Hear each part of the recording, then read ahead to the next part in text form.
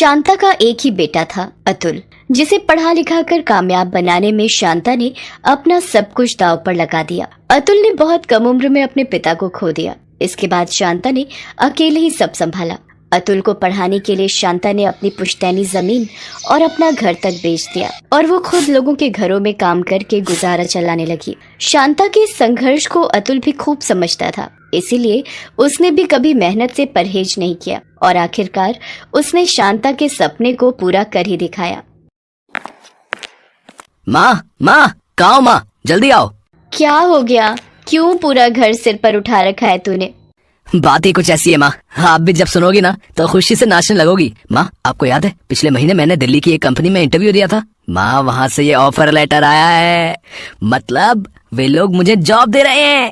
Senior manager की post offer हुई है माँ, और सैलरी पूरे 50,000। शांता सच में खुशी से नाचना चाहती थी, लेकिन ऐसा नहीं कर सकी। घुटनों में दर्द जो था उसके, लेकिन फिर भी अतुल उसके जज्बात समझ गया, क्योंकि शांता की खुशी उसकी आंखों से जो बह रही थी। अतुल ने शांता को गले से लगा लिया और बोला, बस माँ, अब तक तुमने जितनी भी तकलीफें झेली हैं, ऊपर वाले ने उन सब का फल दे दिया है। अब आप और मैं दिल्ली जाकर रहेंगे। नहीं बेटा, अभी तू अकेला ही जाकर पहले नौकरी शुरू कर, अच्छे से सारा तालमेल बिठा ले, फिर आकर ले जाना मुझे। ठीक है माँ, लेकिन आप मुझसे वादा करो कि जब तक मैं आपको लेने नहीं आता आप अपना ख्याल रखोगी, ज्यादा काम नहीं करोगी, और मैं हर महीने आपको पैसे भेजता रहूंगा। हाँ हाँ ठीक है, ये सब छोड़, अब मुझे जल्दी से बांके बिहारी जी के मंदिर ले चल। ये सब उन्हीं की कृपा से हुआ है। मंदिर जाकर प्रसाद चढ़ाना है मुझे। हाँ माँ, चलो चलते हैं। कुछ ही दिनों में अतुल दिल्ली आ गया। बहुत कम दिनों में ही उसने अपने व्यक्तित्व की छाप पूरे ऑफिस में छोड़ दी।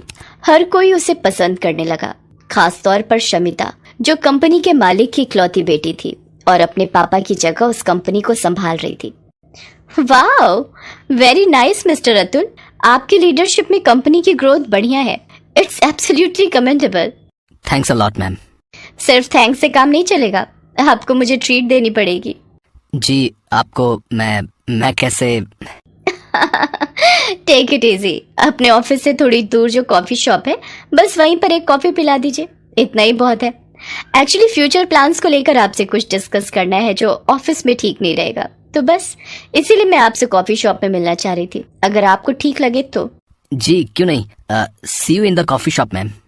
अपने काम को लेकर अतुल की मेहनत और जज्बे ने शमिता को बहुत प्रभावित किया था, इसीलिए वो अतुल को कंपनी के बड़े फैसलों में शामिल करना चाहती थी। इसे लेकर ही उन दोनों के बीच कॉफी शॉप में बातें होने लगी कि तभी। तो यहाँ क्या कर रही है? ओह, तो नया आशिक पाल लिया तूने। देख, मेरी बात सुन, इस सबसे कुछ होने वाला नहीं है। शादी तो तेरी मुझसे ही होगी, समझी? दिन में सपने देखना छोड़ दो रॉकी। और हाँ, एक बात और, मैं यहाँ क्या कर रही हूँ, किसके साथ बैठी हूँ, it's not your concern, so please mind your own business. अच्छा, तो तू खुद को बड़ी बिजनेस वुमन समझने लगी है? हाँ, याद रख, आज भी तेरी कंपनी मेरे पापा की बदौलत ही चल रही है, तो तुझे करना तो वही होगा जो मेरे पापा चाहेंगे, मतलब जो मैं चाहूंगा। शमिता को बहुत गुस्सा आ रहा था। उसने फौरन अतुल को वहां से चलने का इशारा किया, फिर कॉफी शॉप से बाहर। मैम, ये मिस्टर राकेश है ना, मीर चंदानी सर के बेटे? हाँ, कंपनी को बचाने के लिए क्या कुछ दाव पर लगा है, ये तो तुम समझ ही गए होगे Atul. Please for God sake मुझे इस हैवान से बचा लो। हमें कैसे भी करके कंपनी को अपने हाथ में लेना ही होगा अतुल, चाहे जो हो जाए। शमिता का इशारा अतुल समझ गया था। अतुल ने खूब मेहनत की और शमिता के साथ मिलकर कुछ ही महीनों में कई प्रोजेक्ट्स हासिल किए, जिनकी बदौलत जल्दी ही शमिता ने पूरी कंपनी को टेक ओवर कर लिया। अतुल, तुमने जो मेरे लिए किया है उसका एहसान मैं कभी नहीं चुका सकती। Thank you so much Atul. No ma'am, मैंने जो भी किया वो मेरा काम था। अच्छा, तो इसका मतलब तुम ये सब मेरे लिए नहीं कर रहे थे? फिर मैंने जो हमेशा तुम्हारी आंखों में देखा वो क्या झूठ था? जी मैम, आप क्या बोल रही हैं? मैं कुछ समझा नहीं। अतुल की आवाज में घबराहट थी, मानो शमिता ने उसकी चोरी पकड़ ली थी। फिर शमिता ने बड़े ही प्यार से उससे कहा, ओ अतुल, अब कुछ भी छिपाने की जरूरत नहीं। सच तो ये है कि मैं भी तुम्हें पसंद करती हूँ, शायद तब से जब से तुम्हें पहली बार देखा था। लेकिन हमारा मेल नहीं हो सकता मैम, हम चाहें तो भी नहीं। पहले तो तुम मुझे ये मैम कहना बंद करो और मुझे बताओ कि दिक्कत कहाँ पर है। मैं तो अपने पापा को आसानी से मना लूंगी। अतुल अपनी बीती जिंदगी और अपनी माँ शांता के बारे में शमिता को सब कुछ बताता है, जिसके बाद शमिता अतुल से कहती है, बस इतनी सी बात। तुम टेंशन मत लो अतुल, मैं एडजस्ट कर लूंगी। तुम तो बस जितना जल्दी हो सके मुझे आंटी से मेरा मतलब है कि मॉम से मिलवाने ले चलो। शमिता की बात सुनकर अतुल को बहुत अच्छा लगा। सच तो यही था कि वो भी शमिता को पसंद करता था। 2 दिन बाद वो शांता को दिल्ली ले जाने के लिए अपने गांव जाने ही वाला था, तो वो शमिता को भी अपने साथ ले गया। शमिता को देखते ही शांता सब कुछ समझ गई। माँ, ये शमिता है। वैसे तो मेरी बॉस है, लेकिन बस तू चुप रह। आओ बेटी, ये तुम्हारा ही घर है। नो मॉम, हमारा घर तो दिल्ली में होगा, जहाँ हम तीनों साथ में रहेंगे। दिल्ली की सबसे बेस्ट सोसाइटी में 4 BHK लिया है पापा ने मेरे लिए, मतलब हम सब के लिए। आप तो बस जल्दी से हमारे साथ चलिए। शांता कुछ कह न सकी, पर उसे बदलते हालात के साथ साथ बदलती सोच भी साफ दिखाई दे रही थी। पर वो ये भी समझ रही थी कि शमिता के साथ अतुल की खुशी जुड़ी थी, इसलिए उसने कुछ नहीं कहा और वो अतुल और शमिता के साथ दिल्ली आ गई। कुछ ही दिनों में अतुल और शमिता की शादी भी हो गई। शांता बाहर से तो खुश थी, लेकिन अंदर ही अंदर उसे एक अजीब सी चिंता खाए जा रही थी। क्या हुआ माँ, कुछ परेशानी है क्या? नहीं बेटा, परेशानी किस बात की। यहाँ तो मुझे अपनी जगह से उठना भी नहीं पड़ता। सारे काम मेरे सोचने से पहले ही हो जाते हैं। बस अब डर लग रहा है कि कहीं इस सब की आदत ना पड़ जाए मुझे। आदत नहीं है तो डाल लीजिए मॉम, अब तो सब कुछ ऐसे ही होगा। आप तो बस लाइफ को एंजॉय कीजिए। शमिता की बात सुनकर शांता मुस्कुरा दी। शमिता और अतुल एक साथ बहुत खुश थे और ये देखकर शांता भी खुश थी, लेकिन ये सब ज्यादा दिनों तक नहीं चला। ओह गॉड, ये क्या है? इतना ऑयल मॉम, आप क्यों करती हैं ये सब? कुक्स हैं तो सही, आप आराम कीजिए ना। माफ करना बेटी, असल में मेरी आदत है ना, अतुल सामने हो तो उसे अपने हाथों से खाना बनाकर खिलाने का मन करता है। मॉम, आप कब तक इन फालतू बातों में उलझी रहेंगी? बुरा मत मानिएगा, पर सच तो ये है कि इतना ऑयली खाना खाकर अतुल की और मेरी फिजिक खराब हो जाएगी। हमने कुक्स को सब समझाया हुआ है, वो हमारे हिसाब से ही खाना बनाते हैं, तो आपको किचन में जाने की कोई जरूरत नहीं है। इवन आपको अगर कुछ खाने का मन करे तो कुक्स को बोल दिया कीजिए। नहीं बेटा, मुझे इस सब की आदत नहीं है, मैं अपने लिए खुद ही पका लिया करूंगी। उफ, आदत नहीं है तो डाल लीजिए मॉम, समझा कीजिए। अब आप लोगों के घरों में काम करने वाली कोई मेड नहीं है, इतने बड़े खानदान से रिश्ता जुड़ा है आपका। थोड़ा स्टेटस मेंटेन कीजिए। और ये क्या कपड़े पहन रखे हैं आपने? मैंने जो कपड़े आपके लिए मंगवाए थे उन्हें क्यों नहीं पहनती आप? बेटा वो कपड़े, वो मुझे एक्चुअली ना गलती मेरी और अतुल की ही है। हम आपके लिए कितना भी कर ले, पर आप तो खुद को बदलना ही नहीं चाहते। वैसे गलती आपकी भी नहीं है। अचानक इतना सारा पैसा और ऐशो आराम किसी को मिल जाए तो यकीन करना थोड़ा मुश्किल ही होगा। शमिता तो अपनी बात कहकर वहां से चली गई, लेकिन शांता से ये सब बर्दाश्त नहीं हुआ। वो फौरन जाकर अपना सामान बांधने लगी। वो किसी को बिना बताए वहां से वापस गाँव जाना चाहती थी, लेकिन अतुल ने उसे देख लिया। माँ, कहाँ जा रही हो आप? वो भी इतने सामान के साथ? आप रुको, मैं गाड़ी मंगवाता हूँ और आपके साथ भी चलता हूँ। आप बताओ कहाँ चलना है? तुम परेशान मत हो, वो बहुत दिनों से गांव जाने का मन हो रहा था मेरा, तो बस इसीलिए। और गाड़ी की जरूरत नहीं है, मैं चली जाऊंगी, बस आसानी से मिल जाती है। अरे ये कैसी बातें कर रही हो आप? माँ, कुछ हुआ है क्या? होना क्या है, तुम्हारी माँ को ड्रामा जो क्रिएट करना है तो वो तो करेंगी। इन्हें जाने दो अतुल। सच तो ये है कि ये गाँव में रहने के लायक है, ये हमारे साथ बिल्कुल भी एडजस्ट नहीं कर सकती हैं। शमिता की बात सुनकर अतुल का पारा चढ़ जाता है। वो गुस्से से शमिता से कहता है, तुम्हारी हिम्मत भी कैसे हुई मेरी माँ के बारे में ये सब कहने की? और तुम मुझे ये बताओ कि एडजस्ट कौन करने वाला था, माँ या तुम? सच तो ये है शमिता, माँ ने जो मेरे लिए किया है उतना संघर्ष करने के बारे में कोई सोच भी नहीं सकता। तुम्हें अगर लगता है कि माँ तुम्हारे इस आलीशान घर में रहने के लायक नहीं है तो साफ साफ सुन लो, मैं भी माँ के साथ ही जाऊंगा। नहीं नहीं बेटा, ये क्या बोल रहा है तू? बेटा बहू कुछ गलत नहीं कह रही है, सच ही तो है, मैं सचमुच इस सब के लायक नहीं हूँ। यहाँ सब कुछ तो है मेरे लिए, लेकिन फिर भी एक अजीब सी घुटन महसूस कर रही हूँ।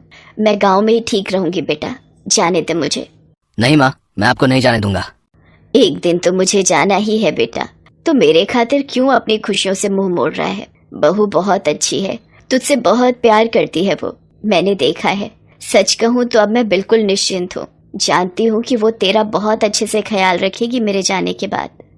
इतना कहकर शांता बेसुध हो गई और जमीन पर गिर पड़ी। ये देखकर अतुल और शमिता दोनों उसकी तरफ भागे, लेकिन अब वो कुछ नहीं कर सकते थे। उस दिन शांता को जाना ही था। ये बात अलग है कि वो अब इस दुनिया से ही जा चुकी थी। अतुल फूट फूट कर रो रहा था और शमिता वो शर्मिंदा थी। शांता की कीमत का अंदाजा शायद अब जाकर उसे हो रहा था। ये कहानी है सुभद्रा की। सुभद्रा गांव में रहती है और उसका बेटा अखिल शहर में। वो वहाँ एक मल्टीनेशनल कंपनी में जॉब करता है। सुभद्रा का बेटा अखिल अचानक से शहर से उससे मिलने गांव आया था। बेटे को देखकर वो बहुत खुश हुई और फिर से वही शिकायतें उसकी शुरू हो गई जो हर माँ की होती हैं। कैसी शक्ल बनाकर रखी है तूने, कितना दुबला हो गया रे तू। अरे खाना पीना ठीक से खाता नहीं है क्या? बहुत काम करवाते हैं क्या ऑफिस वाले? अरे माँ कहाँ दुबला हुआ हूँ, वैसा ही तो हूँ। पता नहीं यार माँ की आँख ऐसी क्यों होती है, उसे अपना बच्चा दुबला ही दिखता है।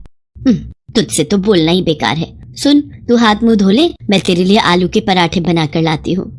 सुभद्रा रसोई में जाने लगी तो अखिल ने अपनी माँ का हाथ पकड़कर उसे सोफे पर बिठा लिया और कहा, अरे माँ ये सब छोड़, मुझे तुमसे कुछ बहुत जरूरी बात करनी है। ये सुनकर सुभद्रा की आंखों में चमक आ गई और उसने खुश होकर उससे पूछा, क्या बात करनी है बेटा? शादी के बारे में? तू तैयार है? रुक, मैं तुझे कुछ दिखाती हूँ। सुभद्रा ने सोफे के पास रखे टेबल से कुछ लिफाफे निकाले और उससे लड़कियों की तस्वीर निकालकर अखिल को दिखाने लगी। बोल, कौन सी है तुझे पसंद? अखिल ने उन तस्वीरों को बेमन से देखा और माँ से कहा, माँ मुझे इनमें से कोई भी पसंद नहीं है। क्या बोल रहा है तू? सारी इतनी सुंदर हैं, पढ़ी लिखी भी हैं।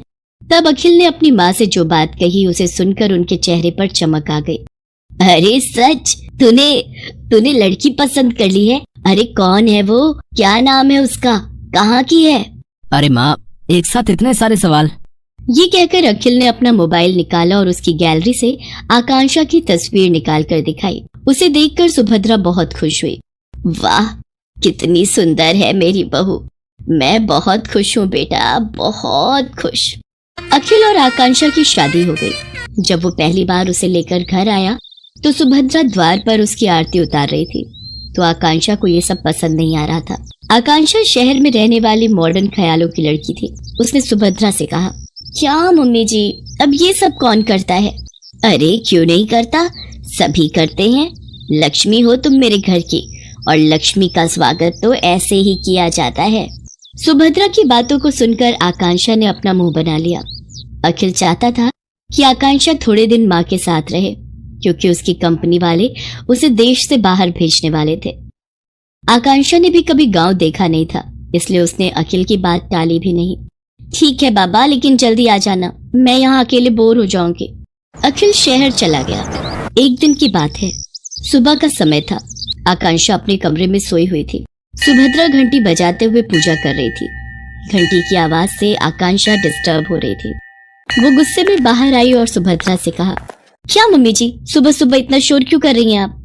ऐसा नहीं कहते बहू, मैं पूजा कर रही हूँ और अब तो सुबह के 7 बज गए। 7 बज गए तो मैं क्या करूँ?